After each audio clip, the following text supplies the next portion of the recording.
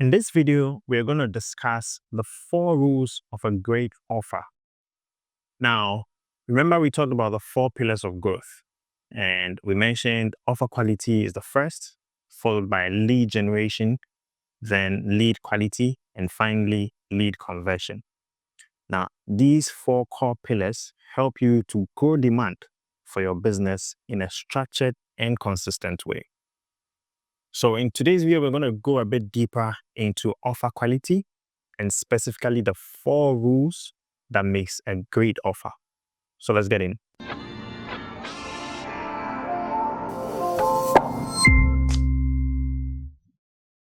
Rule number 1 is that a great offer sells one clear problem. A great offer sells one clear problem. Now, the first thing is that without problems, generally, there will not be the need for business. So the ideal business itself exists because there are problems in the world. So the more problems that a business solves, the more value that they create, and therefore the more money they are able to make. So for you to have a great offer that sells consistently, you need to be able to carve out that one clear problem that your offer solves. So yes, it can solve many problems, but you need to distill it to the chief problem that your offer solves. An example is a barber may say that they serve everyone and they cut hairs, they trim beards. Yes, but if they form their offer around that, it doesn't grow to become premium or valuable. But another barber who carves their offer around the results that they produce would say something like, I help working professionals look clean and well groomed for work. Now that sounds a bit different, right? That means they are going beyond what it takes to produce the work they do to the outcome it actually delivers for a specific type of client. So remember, that's the first rule. A great offer solves one clear problem. Rule number 2, a great offer sells the result and not the work involved. Many business owners overemphasize the methods they're going to go through or the activities or the processes involved to deliver the offer. But what you need to focus on is more of the outcome or the transformation that the client stands to gain if they say yes to your offer. So instead of selling the map, which is methods, activities, and processes, rather sell the goal, which stands for your guided outcome aligned with your life. That's GOAL, the goal. So emphasize the result or the transformation that your offer brings. That is what is driving the purchase decision on the side of the client.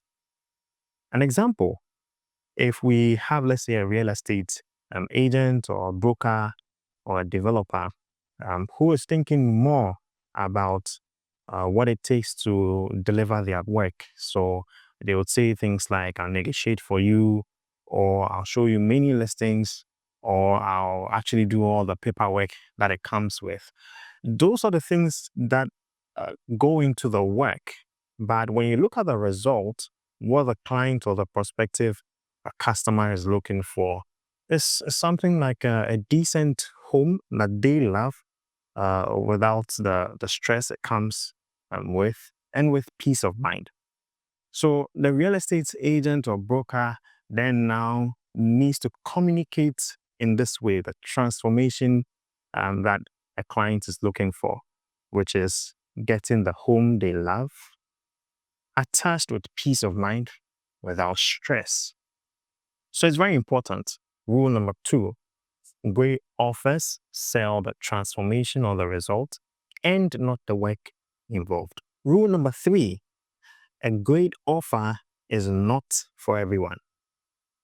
Now, if your offer serves any and all types of people, then what it means is that that offer is not suited for anyone. So one of the things that makes a great offer is what we call ideal customer persona. So the business owner needs to think about who is this offer best suited for, and even go deeper to think about what their interests are, what kind of demography they fall under, even to the extent of what devices they use and all of that. And how well you're able to craft out the characteristics of this person that you are crafted an offer for determines how well you're able to sell the offer to them. Now, remember, we are unique beings and we all like different things. So you need to distill your offer from trying to serve all kinds of groups to a specific group. And the more you can do that, the higher and higher that your offer goes and becomes more valuable. So an example is, let's say, if you had a dire medical condition and you needed a surgery, right? Which will make you more comfortable? Is it a general practitioner who is into all kinds of surgeries, or a specialist surgeon who, say, has done a specific type of surgery for over 20 years? I believe it would be the latter, just because they have more experience doing the same thing over and over again. Whereas the general practitioner has gone a bit broad and will have less experience in that specific kind of surgery. So it's always good to specialize and create offers around a specific type of person or group, and that makes the offer way more valuable. Rule number 4, a great offer reduces risk in the buyer's mind. Now, what does this mean? You know, every time that you're going to make a transaction, there's always that fear of losing your money or losing the transformation that you seek. So it's always important that your offer can reduce the risk around it as much as possible. So that is why it's important that business owners do the work of increasing their perceived value, so that way before the customer gets to speak to you, you would have reduced the risk to the barest minimum. Now, the customer would have caused basic questions in their mind, like who are you? What's your track record? Do you actually have other people confirm that you do great work in your arena? So all of these things would have been questions they've answered, and the sale becomes easier. It becomes more around their specific use case than trying to get you to justify why they should close a deal with you. So let's take an example. If we had two bakers, one who is relying constantly on referrals versus the other who takes the pain to take good pictures, to post online, to solicit for reviews, have people describe their experience, and also post things like their activities around their events and cake setup and all.